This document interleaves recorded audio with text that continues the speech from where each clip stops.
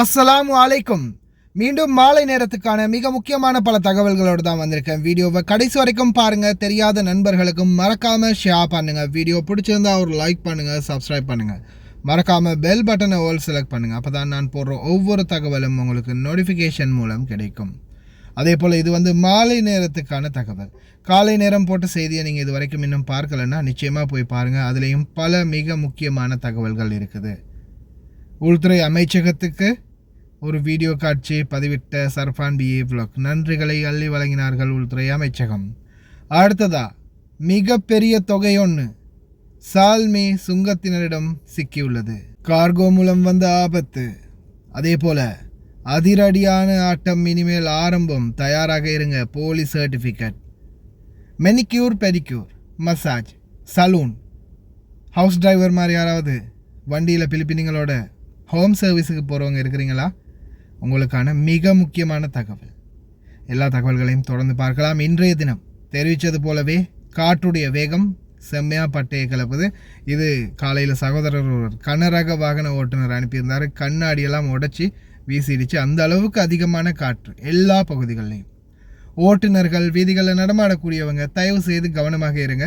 முன்னாடி வரக்கூடிய காட்சிகள் அனைத்தையுமே பாருங்கள். இன்றைய தினம் ஒவ்வொரு பகுதிகளிலையும் உள்ள காலநிலை பற்றிய ஒரு வீடியோ தொகுப்பு இருக்குது.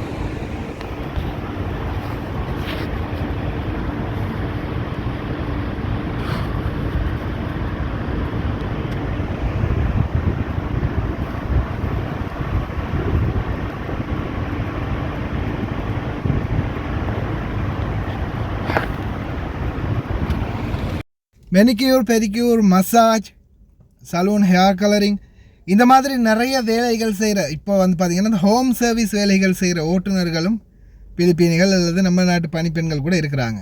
இவங்க பார்த்திங்கன்னா குவைட்டி வீட்டில் ஹவுஸ்மேட், ஹவுஸ் டிரைவராக வந்தவங்க. இவங்களை வச்சு பார்த்திங்கன்னா இப்போ இந்த ஹோம் சர்வீஸ் செய்வாங்க. இதில் ஒரு சிலர்கிட்ட லைசன்ஸ் இருக்கும், ஒரு சிலர்கிட்ட லைசன்ஸ் இருக்காது. இன்க்ளூடிங் நானும் கூட அந்த தொழில் செய்கிறேன். நான் எங்களுக்கு பார்த்திங்கன்னா மைக்ரோ பிஸ்னஸ், சிறு தொழில் முயற்சி அப்படின்ற அந்த கேட்டகரிக்கு கீழே எங்களுடைய மேடமுக்கும் லைசன்ஸ் இருக்குது. இந்த சம்பவத்தை சகோதரர் ஒருவர் சொல்கிறாரு, கேளுங்க. ஹாய் சர்ஃபான் அண்ணா, என்னென்னு சொன்னா சர்ஃபான் அண்ணா, நான் தான் காதியம் இல்லைன்னா வீட்டில் தான் இருக்கிறேண்ணா. நான் வீட்டில் இருந்தேன்னா எங்களோட மாமாக்கள் என்ன சொல்கிறாங்கன்னா அந்த சலூன் ஹோம் சர்வீஸ் பண்ணுறாங்கண்ணா. ஃபோன் மூலமாக ஆர்டர் எடுத்துனா அவனை வீட்டிலவே பண்ணிட்டு வாரதுண்ணா. அப்போ நான் இங்கே இருந்துன்னா ஆக்கள் இருக்குது, நான் ஏற்றிட்டு போகிறேண்ணா. ஏற்றிட்டு போயிட்டு சர்ஃபான் அண்ணா அவங்கள விட்டுதுன்னா 1 hour 2 hour நான் வெயிட் பண்ணுறேண்ணா. அப்போ நேற்றுன்னா எனக்கு ஆறுதியாவில் நடந்த சம்பவம்னா இது. அப்போ நான் வெயிட் பண்ணிட்டு இருக்கும் போதுன்னா என் உள்ளே வந்த போலீஸ்காராக செக் பண்ணாங்கண்ணா. நான் வெயிட் பண்ணிட்டு நின்று வண்டிக்குள்ளே இருந்தேன். கூப்பிட்டு கேட்டாங்கண்ணா, ஐடி தான் பார்த்தாங்க. பார்த்த பிறகு கேட்டாங்கண்ணா என்னென்னு சொல்லி. அப்போ நான் உடனே எனக்கு தெரிஞ்சு போயிட்டேன்னா ஏதோ ஒன்று பண்ணுவானுங்கள் ரெண்டு போட்டு நான் சொன்னேன்னா நான் மேடத்தில் வந்திருக்கிறேன் மாமாவோட. என்ன சொன்னேன், ஏன்னா மாமா கிட்ட சொல்லியிருக்காங்கண்ணா இப்படின்னு சொல்லி அவங்கள்ட்ட எல்லாம் இருக்குதுன்னா இருந்து அவங்க சொன்னாங்க அப்படின்னு அப்படி இப்பதான் சொன்னாங்கண்ணா, முன்னாடி இல்லை இப்போ ஒரு 5-6 நாளைக்கு சொன்னாங்கண்ணா, இப்படி எதுவும் நடந்தா நீ எதுவும் கூட பேச தேவையில்ல, நான் மாமா ஏற்றி வந்திருக்கிறேன் இல்லாட்டி பாபாவோட வந்திருக்கிறேன்னு சொல்லு, அப்படி எதுவும் கேட்டால் எனக்கு கால் பண்ண சொல்லுன்னு சொன்னவங்கண்ணா அவங்க. அது இன்னும் என்னென்னு சொன்னான்னா இப்படித்தானேண்ணா, இப்போ அவங்ககிட்ட நம்ம சொன்னான்னா சலூனில் ஒரு ஆளை ஏற்றி வந்திருக்கிறேன் என்று சொன்னான்னா அவர் நிறைய கேள்வி கேட்பாங்க என்ன சர்ஃபானண்ணா. அதனாலண்ணா நான் இப்படியே சொல்லிட்டேண்ணா, அடுத்த வேறு எதுவும் கேட்கலண்ணா. ஒரு 5 நிமிஷம் எல்லாம் பார்த்தாங்கண்ணா, லைசன்ஸ் எல்லாம் வாங்கி பார்த்தாங்க, எல்லாம் காட்டணுன்னா எதுவுமே இல்லை, நான் சொல்லலை அவங்க. ஓகே மாமா போட்டு போயிட்டாங்கண்ணா. இதெல்லாம் வேறு ஏதாவது சொல்லியிருந்தானா அவங்க செக் பண்ணியிருப்பாங்க, வரும் வரைக்கும் வெயிட் பண்ணியிருப்பாங்கண்ணா, இல்லைன்னே பிடிச்சிட்டு வேற போயிருப்பாங்க. ஏன்னா இப்போ உள்ள ரூல்ஸ் எல்லாம் இப்படி தானேண்ணா, காதிமில் வெளியில் வேற ஆக்களை ஏற்றி போகலாது, வீட்டில் தான் வேலை செய்யணும், இப்போ நிறைய சட்டங்கள் வந்திருக்கு தானேண்ணா.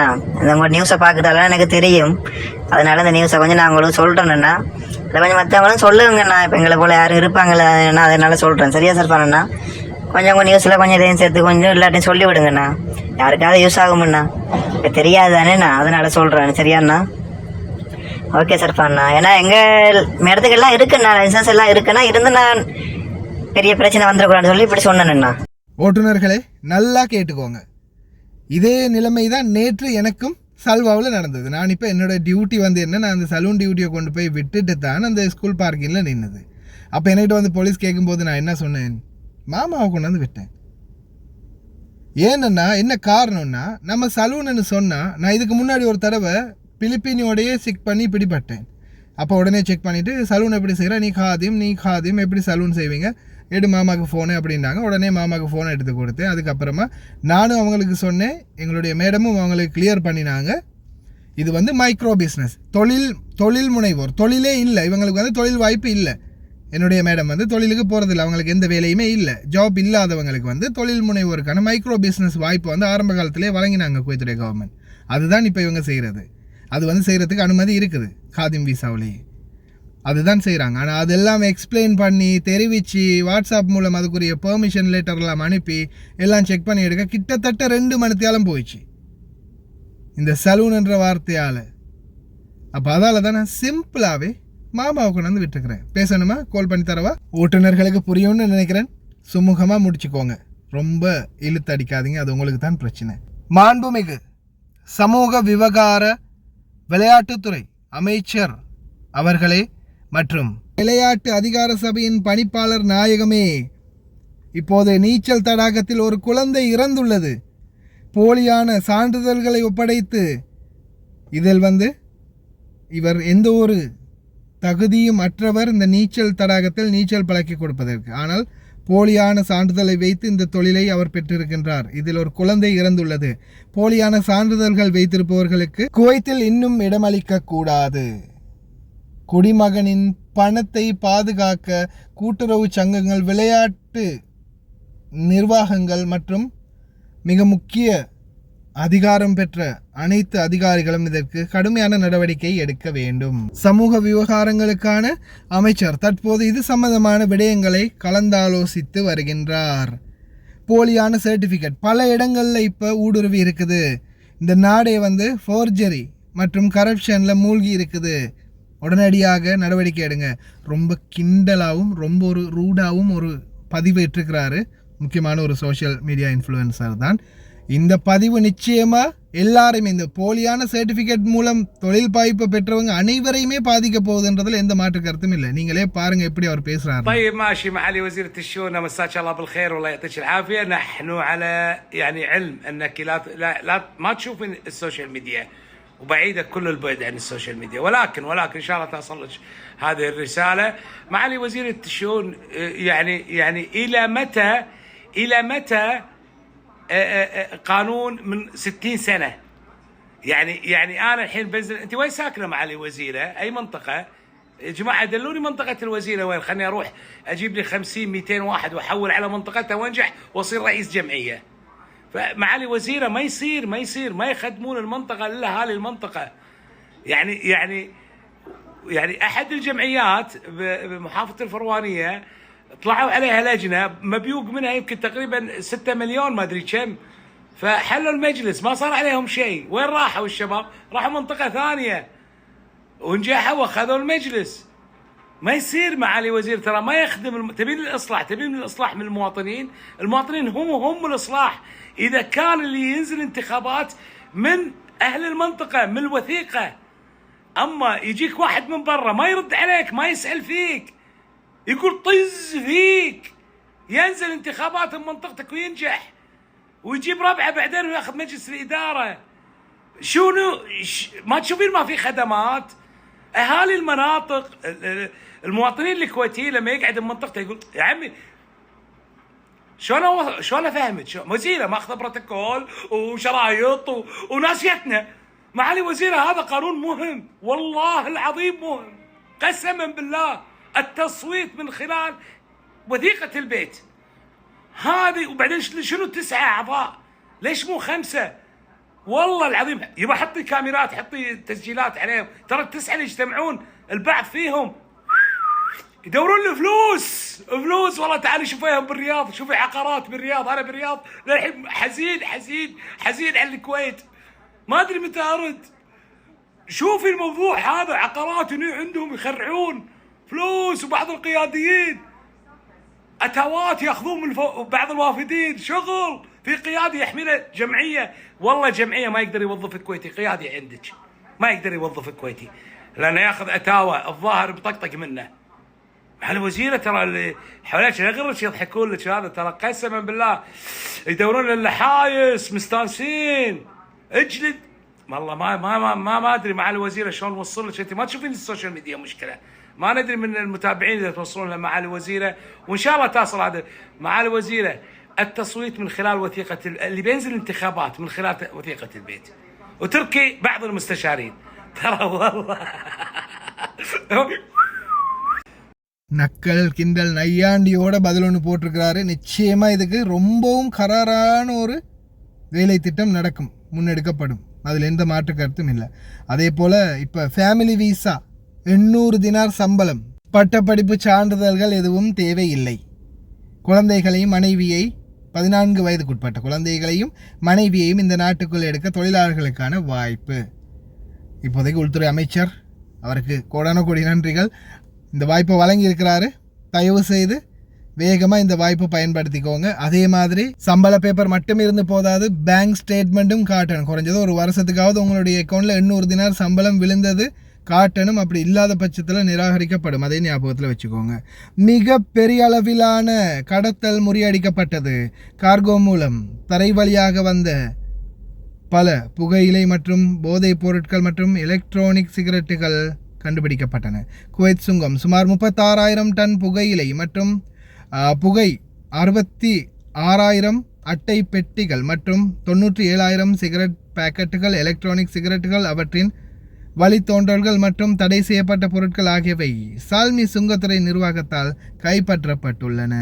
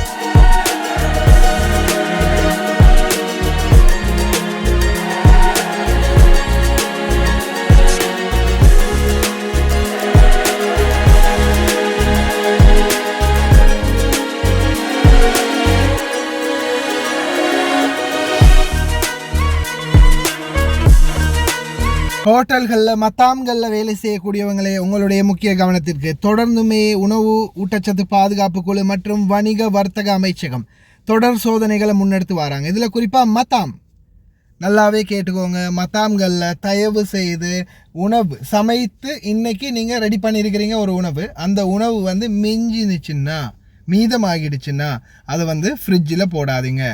ஏன்னா உணவு வந்து அன்றைக்கு சமைக்கணும். இப்போ நீங்கள் வந்து ரெடி பண்ணி மீட்ஸ், இப்போ சாதாரணமாக கறியை வந்து நீங்கள் மசாலாவில் பெரட்டியோ அல்லது கோழியை மசாலாவில் பெரட்டியோ நீங்கள் மசாலா மூலம் கலந்த எந்த ஒரு உணவுமே ஃப்ரிட்ஜில் வைக்க முடியாது. நீங்கள் ஃப்ரெஷ்ஷான காய்கறிகளோ கறிகளோ அல்லது மீன்களோ எதை வேணாலும் வைக்கலாம், கோழியோ வைக்கலாம். ஆனால் மசாலாவில் புரட்டி வைக்க முடியாது. மசாலாவில் மிக்ஸ் பண்ணின எந்த ஒரு பொருளுமோ அல்லது சமைத்த உணவுகளோ ஃப்ரிட்ஜில் போட்டு வைக்க முடியாது. அன்னைக்கு சமைக்கணும், அண்டையோடய கம்ப்ளீட் பண்ணிடணும். அதுதான் ரூல்ஸ்.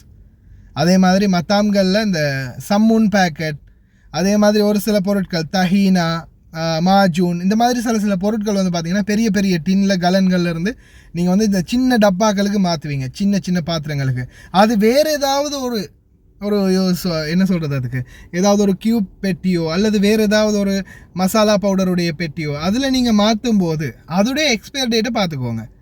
ஏன்னா நீங்கள் அந்த டின்னில் உள்ள பொருட்களை முடிச்சிருப்பீங்க, ஆனாலும் அந்த டின்னில் எக்ஸ்பயர் டேட் முடிஞ்சிருந்துச்சுன்னா நிச்சயமாக அதுக்கும் பிரச்சனையே வரும். ஞாபகம் வச்சுக்கோங்க.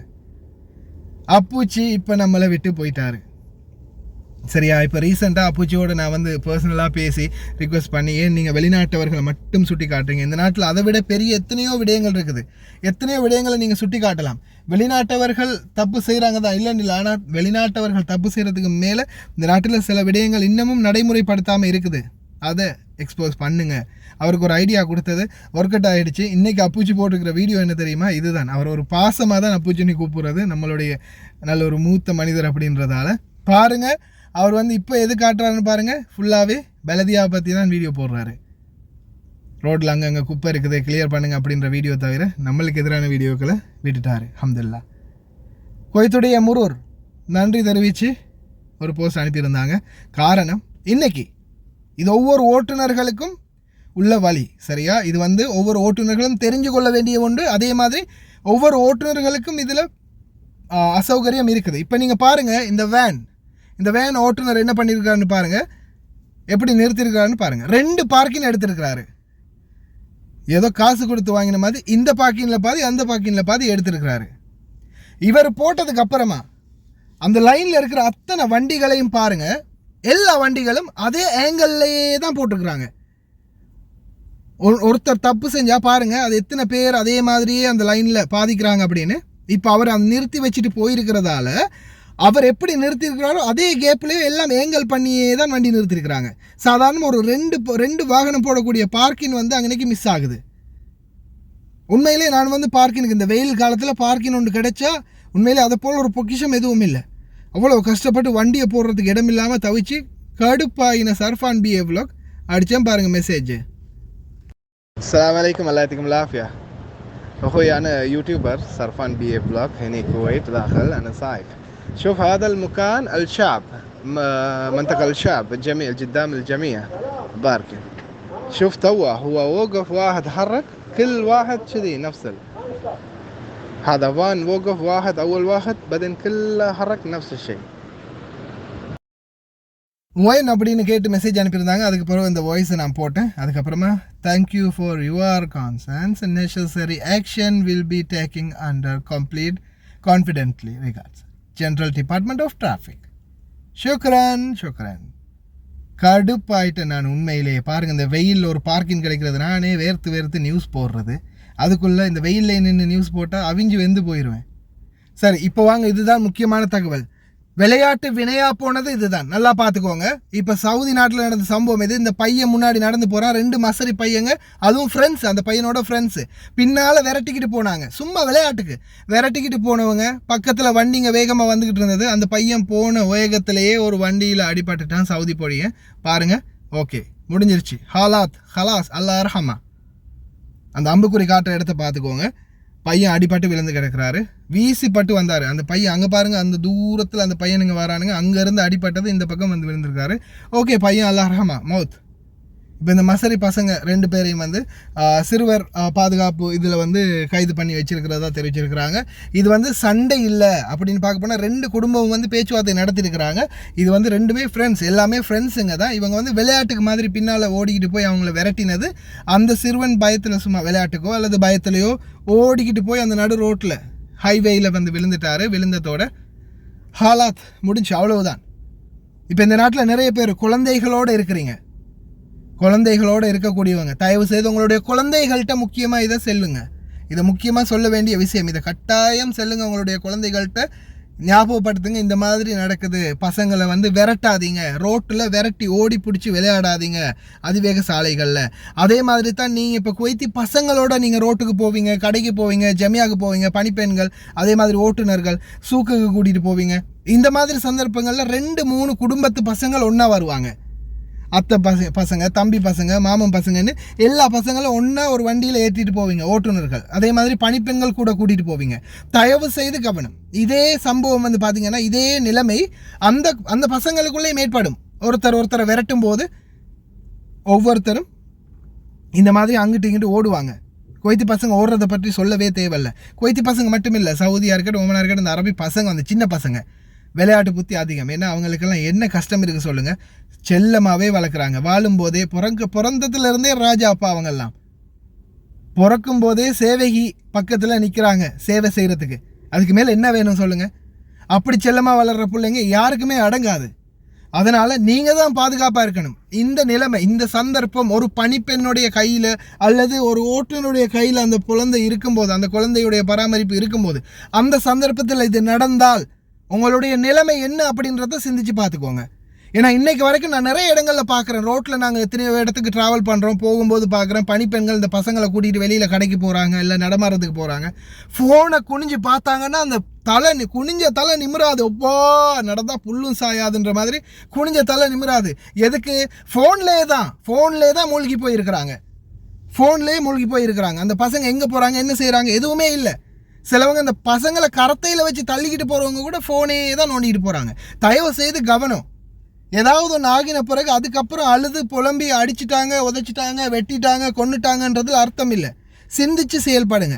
இவ்வளவு தூரம் எத்தனை பேர் வந்து பார்த்தாங்கன்னு தெரியல. சரி, பரவாயில்ல, பார்த்துருந்தா மறக்காமல் கமெண்ட் பண்ணிட்டு போங்க. கடைசி வரைக்கும் பார்த்து எல்லாருக்குமே ரொம்ப நன்றி. தெரியாத நண்பர்களுக்கு மறக்காமல் ஷேர் பண்ணுங்கள். வீடியோ பிடிச்சிருந்தா லைக் பண்ணுங்கள், சப்ஸ்கிரைப் பண்ணுங்கள். இன்னொரு நல்ல வீடியோவில் சந்திக்கலாம்.